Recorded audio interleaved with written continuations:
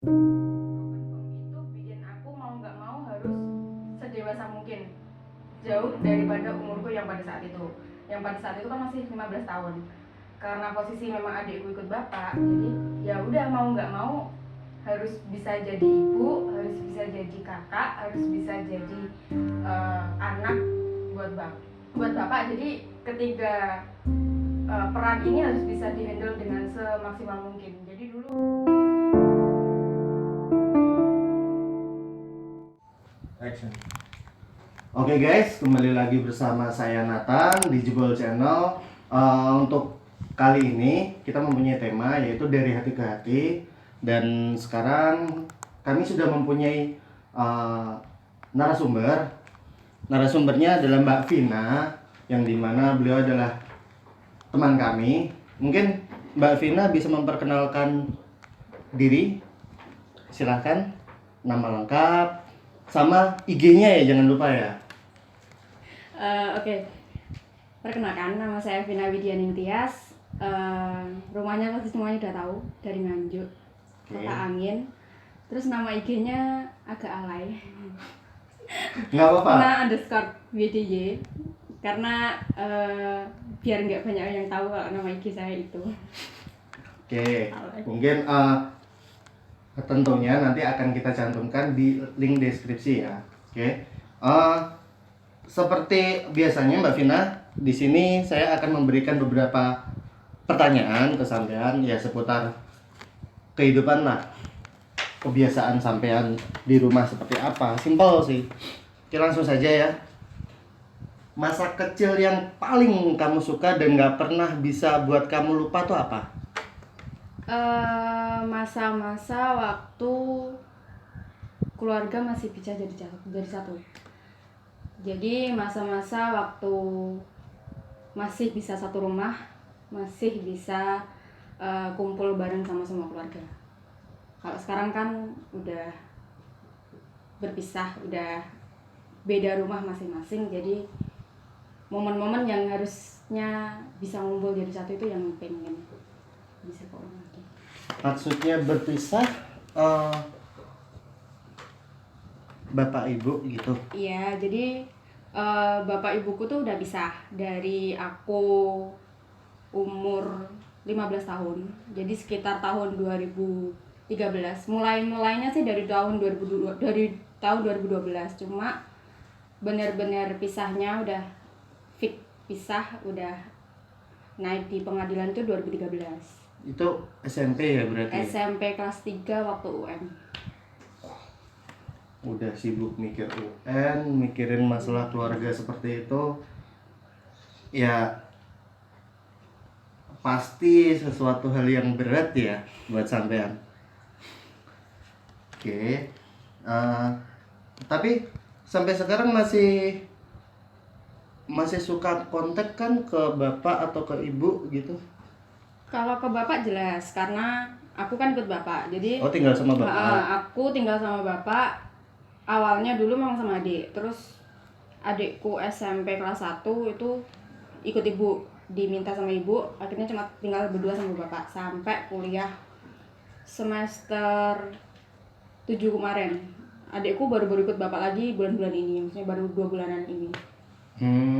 Sebelum-sebelumnya ya ikut. Nah, kalau sama ibu dulu di awal sempat lost contact karena nggak tahu ibu kemana, juga nggak tahu nomornya berapa, nggak pernah hubungan sama sekali. Akunya sendiri juga menarik diri, nggak mau dekat lagi sama ibu. Itu di awal-awal waktu 2013 sampai sekitar 2017-an.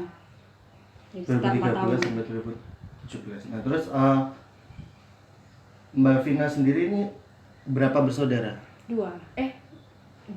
Kalau yang sekandung 2. Cuma yang ada yang satu tiri. Jadi beda bapak, satu ibu. Nah terus untuk kan sekarang Mbak Vina tinggalnya sama bapak nih. Terus untuk ibu sendiri masih satu kota atau beda kota atau beda daerah? Ya siapa tahu kan kalau biasanya posisinya masih satu kota kan masih suka ketemu kan gitu. Posisinya ini agak lucu. Mungkin kalau teman-teman yang lain misalnya ibu bapaknya cerai itu jauh-jauh. Nah ini enggak, ibu sama bapakku tuh masih satu desa, beda dusun, satu desa beda dusun. Sebelahan gitu ya berarti ya? Jadi cuma beda dusun, cuma mungkin sekitar 1 kiloan rumahnya. Ya ampun. Jadi kalau misalnya mau hubungan sebenarnya gampang, kalau misalnya mau ketemu ya tinggal lipir gitu aja. Tapi ya mungkin di tahun-tahun awal masih belum bisa menerima, jadi agak bahkan nggak pernah main ke rumah ibu atau gimana. Ibu waktu itu sempat apa ya, jadi TKW gitu loh ke Malaysia. Jadi kita udah nggak kontak, udah nggak tahu ibu di kemana. Baru-baru tahu juga waktu ibu udah pulang, terus posisi udah hamil adik yang ketiga yang beda bapak itu. Berarti yang kecil ya? Yang paling kecil. Oke, terus menurut sampean sendiri, menurut Mbak Vina sendiri, arti dari broken home itu apa? Kalau menurut aku, arti dari broken home itu penerimaan. Maksudnya? Maksud dari penerimaanku gini, kalau aku pribadi, berdasarkan pengalaman pribadi, broken home itu bikin aku mau nggak mau harus sedewasa mungkin, jauh daripada umurku yang pada saat itu. Yang pada saat itu kan masih 15 tahun. Karena posisi memang adikku ikut bapak, jadi ya udah mau nggak mau harus bisa jadi ibu, harus bisa jadi kakak, harus bisa jadi anak buat bapak. Jadi ketiga peran ini harus bisa dihandle dengan semaksimal mungkin. Jadi dulu adikku masih suka nangis, "Mbak, kok bapak sama ibu gini sih?" Nah itu harus bisa nenangin. Jadi kalau adikku belum bisa menerima, aku harus sudah bisa menerima lebih dahulu gitu loh. Berarti ini udah ya, ikhlas lebih dahulu. ibarat kata pendewasaan sebelum waktunya ya. Jadi dipaksa, walaupun akhirnya ya mungkin teman-teman banyak yang bilang dewasa banget, udah bisa handle orang rumah dan sebagainya. Tapi ya dulu awalnya juga pak karena terpaksa, karena memang kondisinya seperti itu, jadi harus ya mau nggak mau ya. Oke. Terus ketika posisi sampean dari masa SMP pra UN ya, pra UN sampai sekarang, hal yang paling sulit buat kamu tuh apa? Hal yang paling sulit selama ini itu gimana cara menenangkan adikku ketika tanya, "Mbak, bapak sama ibu kok harus begini?" Terus kemudian dulu waktu awal-awal itu suka banyak dibully gitu loh. Ibu bapaknya gitu. Terus ya nggak menutup kemungkinan karena memang dulu ibuku sempat terjun ke dalam dunia malam. Nggak menutup kemungkinan ibuku dulu sempat terjun ke dunia malam dan banyak orang yang tahu. Jadi akhirnya banyak yang bilang, ibunya gini.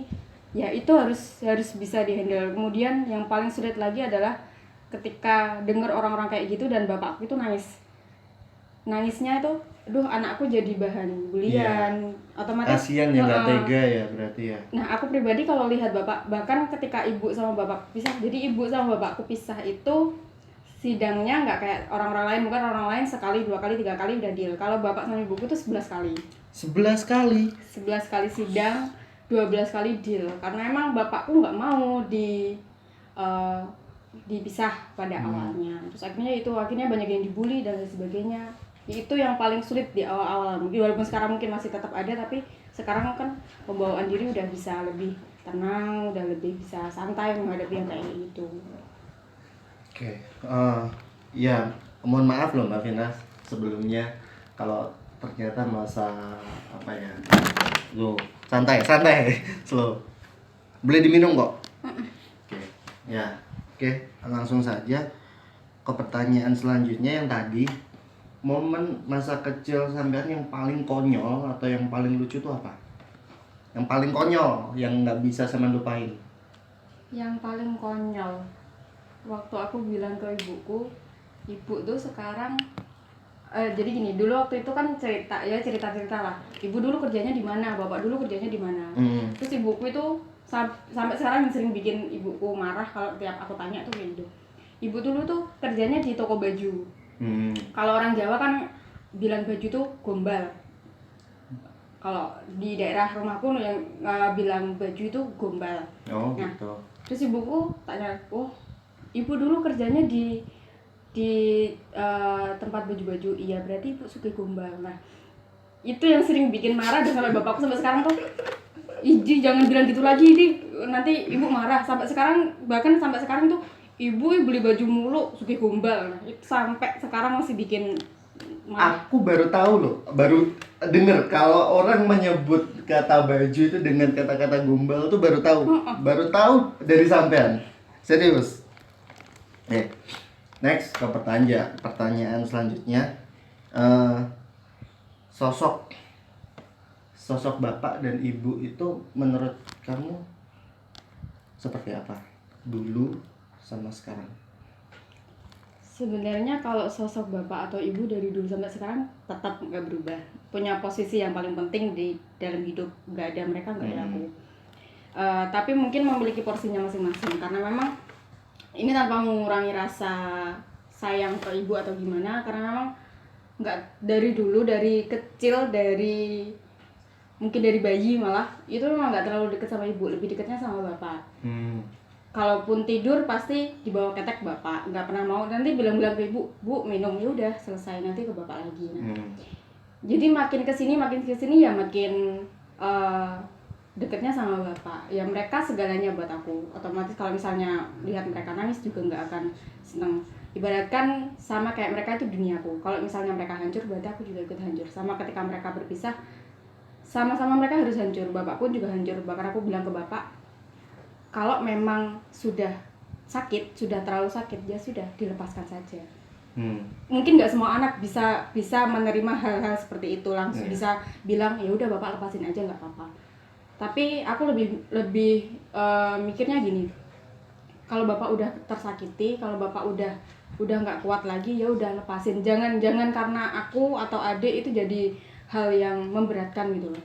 Ya udah lepasin, jangan bikin hidupnya jadi susah lagi. Oke, tapi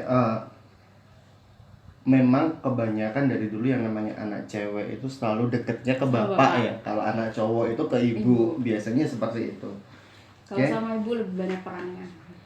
Mungkin next pertanyaan, permohonan maaf yang ingin sekali sampean ucapkan, yang dari dulu sampai sekarang belum pernah sampean utarakan, itu ke siapa dan karena apa? Kalau permohonan maaf jelas ke keduanya. Yang pertama ke ibu, karena ya waktu itu sempat bener-bener pengen, sampai sekarang itu pengen minta maaf setiap mungkin momen setahun sekali waktu lebaran, bener-bener yang sungkeman sambil nangis. Ya mungkin setiap tahun kayak gitu, tapi ada hal yang pengen aku ucapin tapi nggak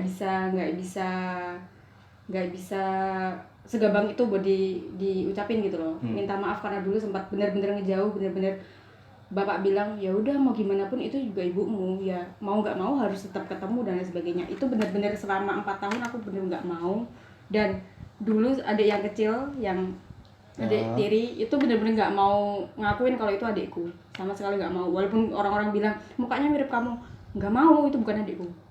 Itu bener-bener hal yang nggak bisa tak terima dari ibu, karena memang permasalahan berpisah itu ada dari ibu. Nah kalau dari bapak mungkin sampai sekarang lebih banyak mengecewakan, lebih banyak hal-hal yang bapak itu nggak mau kalau aku berada di situ, tapi aku masih nentang. Ya bapak ya udah kalau sampai senang ya udah dilakuin. Tapi sampai sekarang tuh banyak hal yang bikin bapak kecewa, termasuk mungkin salah satunya ketika memutuskan untuk masuk ke organisasi, nggak pernah pulang. Ya teman-teman pasti tahu kalau misalnya organisasi itu repotnya kayak gimana, apalagi nggak cuma 1-2 organisasi aja. Nah momen-momen ketika harusnya aku di rumah, harusnya sama bapak, harusnya bercanda, aku lebih suka cerita sama bapak. Jadi apapun permasalahanku pasti semuanya cerita. Nah itu tuh hilang ketika sudah masuk organisasi, udah sibuk, udah punya kesibukan sendiri, tuh udah hilang. Dan aku pengen minta maaf dengan menebus semua waktu yang udah terbuang sama bapak. Mungkin sekarang ini ya. Berarti Saman termasuk apa ya? Selain tadi aktif di olahraga, aktif di gerak, Saman juga aktif di organisasi kampus ya. Oke. Terus ini hmm,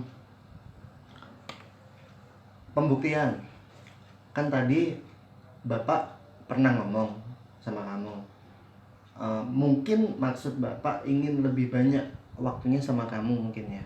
Terus Saman tadi kan bilang Saman ini apa? Ngeyel kasarannya ya kan? Bener.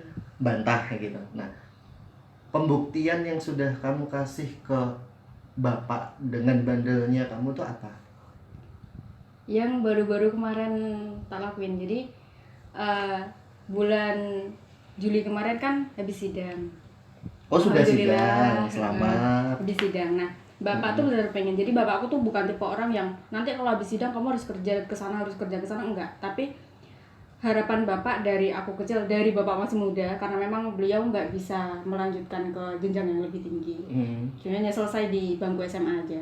Karena pengennya dulu sampai sempat ke Jakarta karena niatnya pengennya kuliah. Tapi ternyata karena ya keterbatasan ekonomi akhirnya nggak bisa. Nah, satu-satunya hal yang pengen bapakku lihat adalah lihat aku punya gelar SPD, sarjana pendidikan. Nah, itu udah kesampaian kemarin, walaupun bapak selalu bilang udah nggak usah kerja, nggak apa-apa di rumah aja sama bapak. Tapi kan ya namanya anak pasti pengen pembuktian yang lebih. Kalau setelah di sekolahkan tinggi-tinggi tuh rasa terima Pengen kasih bales gimana? lah ya gitu. Ingin gantian gitu, sudah dari kecil sudah di sekolahin sampai besar. Begitu besar kan juga pasti ingin bales kan. Oke. Terus menurutmu secara pribadi menjadi sosok orang yang dewasa itu yang seperti apa sih? Menjadi sosok orang yang dewasa itu orang yang mampu menerima takdirnya tanpa penolakan terlebih dahulu. Jadi gini, setiap orang kan pasti punya sisinya masing-masing, punya sifatnya masing-masing. Ketika menerima takdir yang sudah digariskan, melalui penolakan terlebih dahulu kemudian baru penerimaan, atau sudah dari awal ya sudah takdirku sudah seperti ini ya tak jalani seperti ini. Nah, menurutku sosok orang yang dewasa adalah orang yang tidak menggugat Tuhan atas takdir yang sudah digariskan. Oke. Itu sosok orang yang dewasa atau orang yang pasrah dengan takdir? Oke. Oke. Kalau menurutku lebih ke dewasa. Jadi pasrah itu ya udah jalanin apa adanya. Tapi menurutku kalau misalnya dewasa bukan hanya menjalankan, tapi juga gimana caranya biar kita itu bisa nerima secara ikhlas gitu loh. Bukan pasrah menurutku ya udah hidupku gitu aja. Tapi enggak, kalau orang yang dewasa itu menjalankan hidupnya jauh lebih baik lagi dengan pengalaman-pengalaman yang udah diterima, pengalaman-pengalaman pahit, entah itu pengalaman-pengalaman yang manis atau gimana pun, tapi bisa jadi dia lebih baik lagi setelah penerimaan yang dia lakukan. Berarti bagaimana pola pikir dia dan juga sudut pandang dia terhadap permasalahan yang kemarin dialami ya. Oke. Terus mungkin Mbak Vina nih dengan permasalahan yang sebegitu beratnya mulai dari kecil sampai sekarang, terus juga dengan sikap dan juga pemikiran sampean yang menurutku sudah sangat ya lumayan lah. Tuh ada nggak secuil pesan ataupun mungkin saran ataupun ya quotes lah untuk teman-teman Jebol Channel yang ada di rumah? Silahkan. Kalau dari saya sih mungkin hampir sama kayak tadi. Jadi jangan pernah menggugat Tuhan atas apa yang sudah ditakdirkan. Ya mungkin di awal memang perlu penolakan terlebih dahulu, tapi tidak perlu berlarut-larut. Sedih, tetap sedih. Hanya tinggal gimana cara kita mengungkapkan sedihnya kita melalui banyak kegiatan atau gimana. Jadi lebih ke hal-hal yang positif. Mungkin dulu waktu sedih-sedihnya awal-awal kuliah, saya ikut ke organisasi hanya untuk membunuh waktu-waktu yang menurut saya terlalu luang, terlalu omong kosong kalau saya harus habiskan dengan hal-hal yang bersedih-sedih dan menggugat takdir Tuhan. Oke. Untuk teman-teman Jebol Channel yang ada di rumah, mungkin itu tadi obrolan kami dengan narasumber Mbak Vina yang ya mempunyai masa lalu yang cukup pelik lah ya, bisa dibilang seperti itu. Dan Alhamdulillahnya dengan berbagai macam masalah dan juga tempaan yang diberikan oleh yang di atas, akhirnya bisa menjadikan Mbak Vina sebagai orang yang bisa dibilang dewasa sebelum waktunya, mulai dari bersikap, berpikir, dan juga sudut pandangnya terhadap permasalahan yang ada. Oke, terima kasih banyak Mbak Vina atas waktunya. Terima kasih juga buat pesan-pesannya, dan juga buat teman-teman sobat jebol yang ada di rumah. Jangan lupa tunggu video-video kami selanjutnya, tetap dengan tema dari hati ke hati.